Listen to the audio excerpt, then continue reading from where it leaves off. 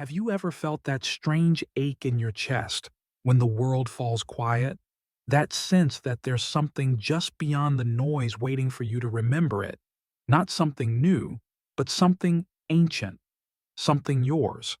What if I told you that the difference between you and a god is not time, not form, not power, but forgetfulness? Yes, forgetfulness. Not of facts or names or what you had for lunch yesterday, but a deeper amnesia, the kind that makes us forget we are divine, that we were never merely flesh and bone, but fragments of the infinite. Our souls as old as the stars, as vast as the silence between galaxies.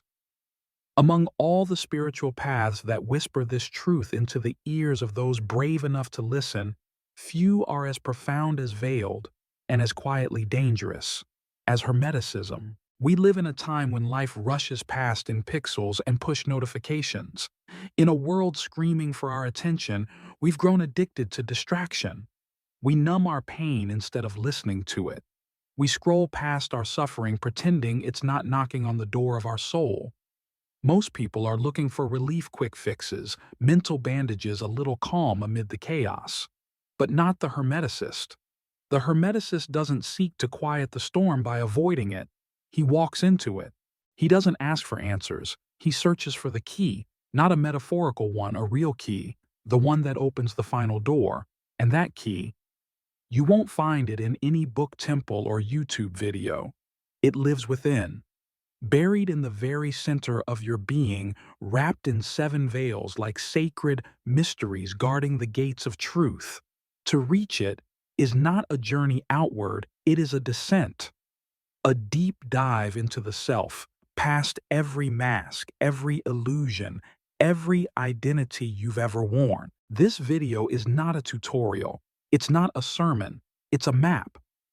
A map for those who wish to walk the ancient path of Hermetic wisdom while surrounded by modern madness. For those who want to remember who they are, even as they navigate cities made of concrete, live under the hum of fluorescent lights, and breathe digital noise from morning to night. If you've made it this far, perhaps you're ready to remember. But the first step is silence. True silence. Have you noticed how unbearable silence is for the modern mind? The moment the TV goes off or the headphones come out, or we're left alone in the stillness, we panic. We fill the void with anything, thoughts, plans, regrets, projections. We'd rather hear our fears than face the silence. Why? Because silence reveals. It shows us ourselves naked, raw, without makeup or metaphor. And let's face it, most of us aren't ready to meet ourselves like that. But here's the truth. Hermeticism has guarded for millennia. Silence is not absence. It is presence, a sacred field, fertile, alive. It is the womb of all creation, the space from which the cosmos was born and to which it will one day return. In Hermetic teaching, silence is not simply a virtue, it is a sacred science, a spiritual technology, a way of listening so deep it touches the divine. In the inner sanctums of ancient Egyptian temples, the first lesson taught to any seeker wasn't knowledge, it wasn't scripture, it was silence, total silence. Initiates were locked in darkness, removed from the world of senses. No sound, no light, no comfort. To modern minds, it may seem like punishment, but to those walking the path, it was the beginning of awakening. A clearing of noise to hear the invisible voice, a tuning of the soul to the frequency of the eternal, as written in the Book of the Dead.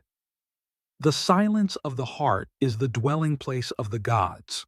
Hermes Trismegistus, the mythic sage behind the Hermetic tradition called silence, the womb of the Logos, the sacred matrix from which the creative word is born.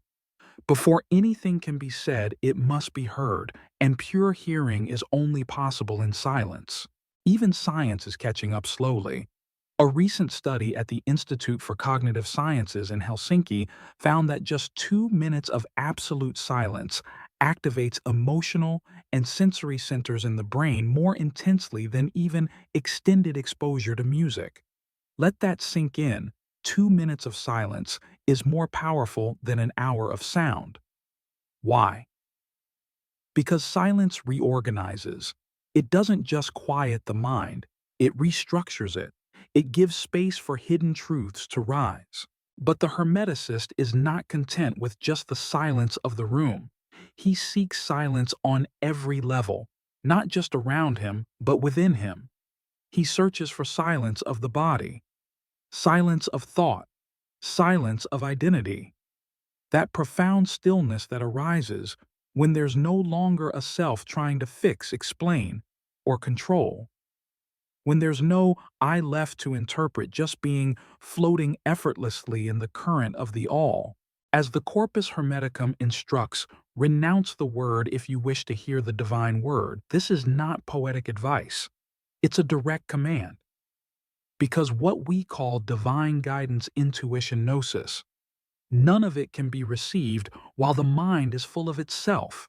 The sacred cannot enter a space already occupied by ego. So what does it mean to live as a Hermeticist today?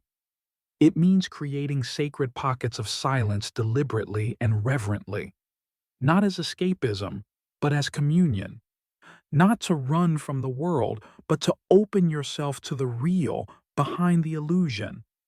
In the chaos of the modern world, silence becomes your ritual, your invisible temple, an alchemical lab where the denseness of the ego begins to evaporate, distilled drop by drop until only essence remains, nameless, formless, free. In Hermetic practice, meditation is not about controlling the mind. It's not about focusing harder. It's about offering attention, pure, generous, surrendered. You do not force silence upon the mind. You invite silence by listening beyond it. As Plotinus, heir of the Hermetic lineage through Neoplatonism, once said, the mind must become blind to see with the light of the soul. Before any Hermetic ritual begins, before any force is called, before a sigil is drawn, before a sacred name is uttered, one thing must happen first. The space must be silenced, outside and inside, because the word only holds power when it is born from silence. Just like a seed only grows when buried in stillness beneath the soil, the sacred word can only emerge from a womb that is empty and pure. The modern Hermeticist, even if he lives in a bustling city, walks among noise and answers emails, still tends his inner temple like a devoted priest. He wakes before the sun not to get ahead or optimize productivity, but to listen. He walks slowly, eats mindfully, speaks rarely, not out of ritualistic habit, but because he understands something the world has forgotten.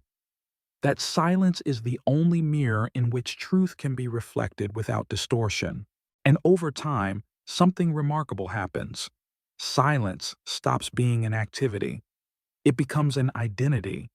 It becomes a state of being. Even in stillness, the world continues. The body moves, the voice speaks, tasks are completed, yet beneath it all, silence remains.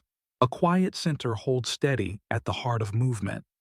That still point, that sacred pause within the whirlwind, is the first step on the Hermetic path. Without it, every spiritual effort becomes just more noise cleverly disguised. But with it, something miraculous happens. The most ordinary action, a sip of water, a glance at the sky, the rhythm of washing a dish, becomes a sacred gesture. Because silence is not the opposite of the word. It is its birthplace. The word is born from silence like fire from friction, and in that sacred silence, the Hermeticist begins to remember who he truly is. Long before the human body was viewed as a machine to be optimized or maintained, it was revered as something far more profound, a temple. And long before it was seen as a temple, it was known as a mirror, a reflection not only of the self, but of the cosmos, of the soul, of the great laws that govern the seen and unseen alike. Yes, a mirror of laws. For the Hermeticist, the body is never an obstacle. It is not a prison to escape from, nor a tool to control. It is a portal, a sacred laboratory, a vessel where the great work, the inner alchemy of transformation quietly unfolds. The Hermetic tradition has never turned its back on the body. While many spiritual systems speak of flesh as impure or unworthy, the teachings of Hermes Trismegistus reveal something different. The body is the visible form of the invisible, the divine made touchable. As the Emerald Tablet proclaims, that which is above is like that which is below, and that which is below is like that which is above to accomplish the miracles of the One. The body is the sacred below, and within it are hidden the soul's archetypes: the heart, the radiant inner sun; the liver, the warrior planet Mars; the kidneys, bearers of Libra's balancing scales. This is not poetic metaphor or trendy astrology. It is a precise spiritual science, the body seen as microcosm, a miniature reflection of the entire universe, a subtle architecture where eternal forces are incarnated in matter. But in a world that treats the body as a tool for labor or an object for admiration, how can we live this vision? The answer is simple yet radical: by reconsecrating the body. The Hermeticist does this every day, not with elaborate ceremonies or outer rituals, but with inner devotion. He eats as if feeding a god. He breathes as if summoning a spirit. He moves with awareness, knowing that each gesture is the will of spirit expressing itself through form. For him, the body is not mundane. It is the vessel in which transformation happens. Alchemy, after all, requires a vessel, a container that is pure, sealed, and whole. Without it, the elements cannot be purified, recombined, or transmuted. And in this sacred science, the body is that vessel. If the vessel is cracked, intoxicated, scattered, numb, no alchemy is possible. The 16th century physician and alchemist Paracelsus once wrote, "The body is the laboratory of the spirit, and the blood is its mercury. The blood holds memory, carries emotion, stores trauma, and contains the blueprint of vision." And what is it that heats this internal laboratory? The breath. Fire lives in the breath. Food becomes the raw material of this transformation. Sleep, the quiet crucible of dissolution. Nothing is meaningless. Everything becomes ritual. Even modern science, though, still blind to deeper mysteries, has begun to glimpse fragments of this ancient knowing. Epigenetics now reveals what mystics always knew, that our emotion, thoughts, and environment influence our very genes. The body is not fixed. It is moldable, shaped not just by matter, but by consciousness itself. What the ancients called vibration, vital essence, or fluid of life, we are only beginning to recognize in scientific terms as electromagnetic fields, cellular frequencies, and biophotonic communication. But the Hermeticist does not require validation. He feels it in his bones. He knows it in his breath. He listens to his body like a priest tending to a living altar. This is why, in the chaos of modern life, the Hermeticist slows down. He moves deliberately. He is fully present while chewing, bathing, walking. Stretching is no longer a routine. It becomes a ritual, opening subtle channels of energy. Rest becomes an offering to the spirit housed in flesh. Not an escape, not a performance, not a health obsession, but a holy act. Because when the current of spirit begins to flow, an unprepared body cannot contain it. Many who walk the path of magic burn out, not because the fire is too strong, but because the vessel was not ready. That is why breath holds such importance in Hermetic practice. Breath is the thread that weaves body, mind, and spirit into a single cloth. It is the breath of the all within us. And when we breathe with attention, slow, deep, silent, we awaken channels that have long been asleep. The prana of the Hindus, the pneuma of the Greeks, the ruach of the Hebrews, all names for the same sacred mystery. That there is something in the air more than air. There is spirit. In ancient Hermetic rites, breath always came first, before the invocation, before the name, before the word. It was never accidental. Breath establishes the field. It lays the foundation for everything that follows. The body then is the secret laboratory where the eternal elements converge. Earth solid in the bones gives form and stability. Water coursing through the blood holds memory and emotion. Fire, the force of desire, moves the limbs and ignites intent.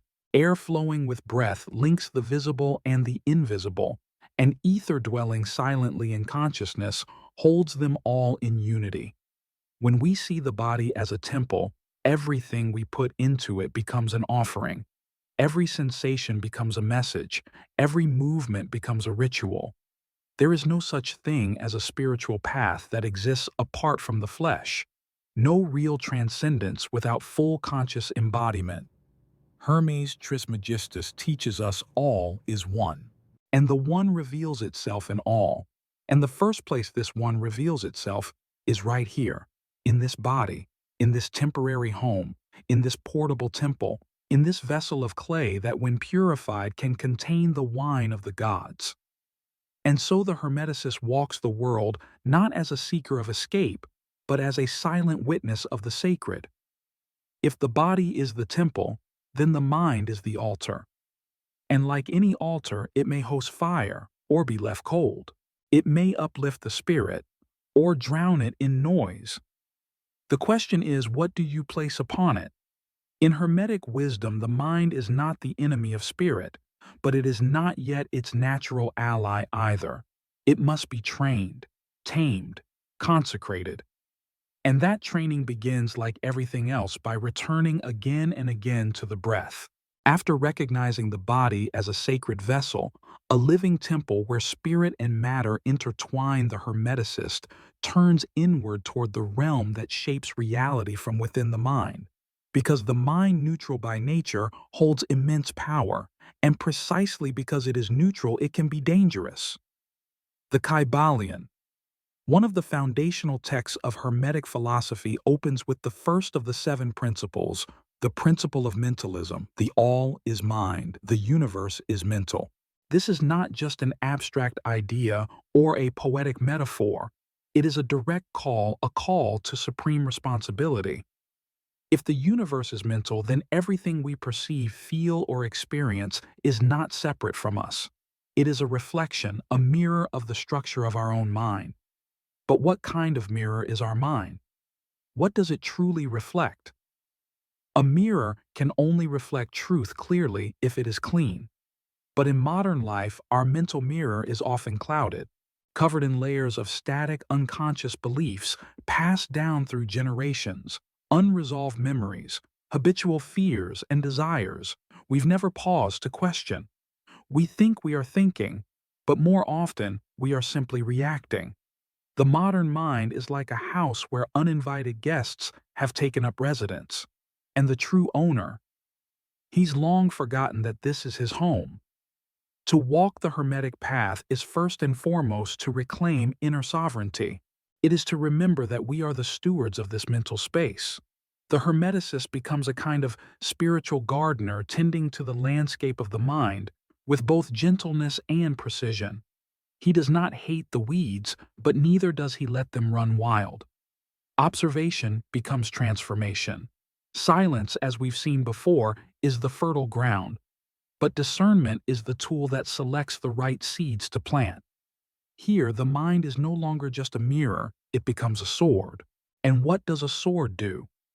It cuts, it separates, it defines. It does not rush, but it is exact. With this mental sword, the Hermeticist slices through illusions. Illusions about himself, the world, others, and even God. Each veil lifted brings him closer to truth. Plato, deeply influenced by Hermetic thought through Pythagorean and Orphic lineages, taught that the soul does not acquire knowledge it remembers. But this remembrance is blocked by debris, and so the mind must be disciplined not to collect more noise, but to clear space for what already exists deep within. The Hermetic mind is not a library. It is not about storing ideas, but about cultivating clarity. This doesn't mean rejecting reason, quite the opposite.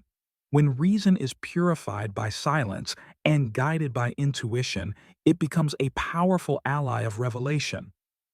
Hermes Trismegistus never divided the rationale from the spiritual. He united them. But reason must serve the spirit, not command it. Depth psychology echoes this truth.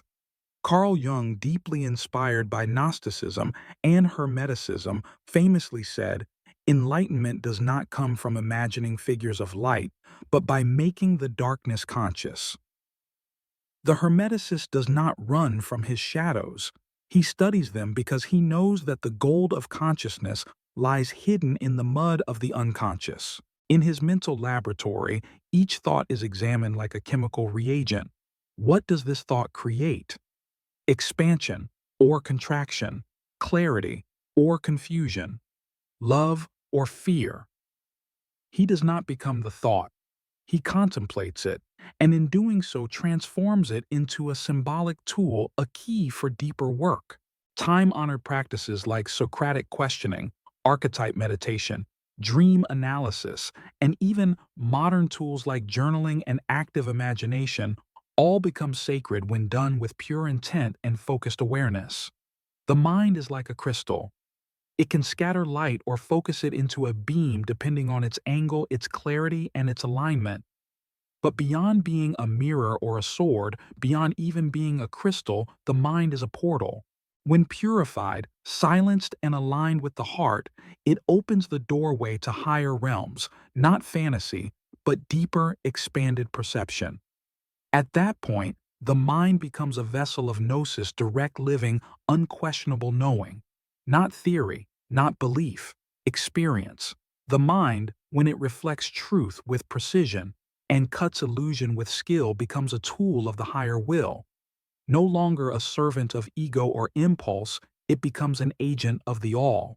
It is no longer a battlefield of contradiction, it becomes a sacred space of creation, a mirror that reflects the divine, a sword that protects truth. And when its role is fulfilled, the Hermeticist does not cling to the mind. He lets it go like a tool that has served its purpose. From this purified mind arises will, the inner fire that animates the journey. Will is what transforms knowledge into action, vision into movement, intention into destiny. But in Hermeticism, will is not the same as desire. Will is flame, a sacred fire that does not flicker in the winds of doubt or get extinguished by the distractions of the world. Once this flame is lit, it seeks only one thing to complete the work. And what is the work? It is what brought you into this world. Not a job, not a project, not a mission to invent, but a destiny to fulfill. A deep inner call that cannot be silenced. The will of man, when harmonized with the mind of the all, moves not only thought but reality itself. This is not metaphor, it is principle, cosmic principle. Will is the very point where the microcosm meets the macrocosm, where human potential touches divine order. But will is not born pure. It begins mixed, tangled in desire, fear, ego, and noise. That's why every true Hermetic path at some point demands the purification of will. And that purification is fire. The fire that burns away hesitation, the fire that consumes the ego, the fire that reduces illusion to ash. In the Corpus Hermeticum, it is written, "You shall not attain the Most High while your will is divided." The Hermeticist understands this deeply. He knows that every choice is a renunciation. And in today's world, where attention is pulled in every direction, where noise masquerades as wisdom, where movement lacks meaning, to keep one's will aligned and undivided is the highest form of magic. Because only an undivided will can carry the work through. Having purified the will through inner fire and aligned it with the higher mind, the Hermeticist does not retreat from the world, he steps into it with clarity. Where most drift along the currents of chaos, he moves with direction. His path is not shaped by distraction or demand, but by decision. The true Hermeticist swims against the tide. He is not moved by inertia, nor lulled into apathy by noise. He lives intentionally, not reactively guided, not by the loud voices of the world, but by a quiet resonance deep within. For true will is never imposed upon us. It does not shout. It does not beg. It whispers and waits for silence to be heard. This whisper often arrives not as certainty, but as restlessness, as a subtle dissonance that says, something is not right. It may come as an inner tension, as if the soul is knocking gently on the door of your awareness, asking to be acknowledged. It might manifest as a vague knowing that your current path is misaligned, or as an intuition too persistent to ignore. And once this silent voice is heard, truly heard, there is no turning back. To follow it is not to enter an easy path. There are no promises of comfort, no guarantees of reward, only the deep, unwavering certainty. This is my path, not the quickest, not the most convenient, but the most honest. Even the much misunderstood Aleister Crowley, deeply rooted in the Hermetic current, spoke of this when he wrote, "Do what thou wilt shall be the whole of the law." This will, as he meant, it is not whim. It is not desire disguised as spiritual command. It is true will, that which arises from the soul's innermost center, untouched by fear, untouched by fashion, unshakable in the face of time. To discover this will is to rediscover the self before all names, before all histories. It is to stand naked before the origin of your being and feel, perhaps for the first time, the pulse of the force that made you not to survive, not to succeed, but to be. And how does this sacred will reveal itself in our ordinary lives? Through the work. For the Hermeticist life is not a passive sequence of random moments. It is a sacred process of transformation, a continuous act of inner alchemy, where everything without exception becomes material for transmutation. Every encounter, every failure, every burst of joy, every wound, nothing is wasted. Everything serves. Like an alchemist in a hidden laboratory, the Hermeticist works quietly, day by day, turning the raw lead of experience into something radiant. He does not act from the desire to control reality, but from reverence for it. His work is subtle. It may go unseen, it may not be praised, but it is always felt. His very presence shifts the energy in a room. His words carry a weight that can't be explained. His actions, even the smallest, hold symbolic power, because for him it is not about doing grand things, it is about doing simple things with great alignment. When will is anchored in truth, even the way one listens, the way one walks, the way one greets another becomes an offering. There are no meaningless gestures for those who live with sacred intent. Every act becomes a ritual, every word a spell, every moment a flame. Even science in its own language touches this truth. The HeartMath Institute has demonstrated that coherent intention, the alignment of thought, emotion, and purpose, not only affects our physical well-being, but also influences the electromagnetic field that surrounds us. That's not poetry. That's measurable. The will, when focused and clarified, becomes like a magnet organizing the chaos of reality around it, just as iron filings arrange themselves in the presence of a magnetic field. But this power is only activated when all levels of being move in one direction, when thought, emotion, word, and action no longer contradict each other. This is rare. That's why it's powerful. Such coherence doesn't arise by accident. It is cultivated through fire silence and deep inner work, and when that purified will no longer seeks to conquer, but to serve, it becomes luminous. No longer driven by the ego's hunger for validation, it expresses something greater, the divine impulse within. Then, life itself becomes the great work, not metaphorically, but hermetically. This is the magnum opus, the spiritual masterpiece, the transmutation of lead into gold, of fragmented being into radiant wholeness, of spark into sun. In this sacred process, The modern Hermeticist is not the one who has memorized countless teachings. He is the one who has offered his entire life to a single flame, the truth. And in that devotion, his will becomes a vehicle, a force, a flaming sword. He walks with quiet strength. There is no arrogance in his steps, but there is undeniable power. He does not reject the physical world, he redeems it. He does not deny the body, he honors it. Because he knows a secret, many forget the divine can only fully reveal itself when it is embodied, lived, and expressed through every layer of existence. In the end, the true Hermeticist is not trying to escape life. He is trying to transfigure it, to take the dust and the pain and the beauty and the confusion and shape it into something sacred. That is the path. That is the work.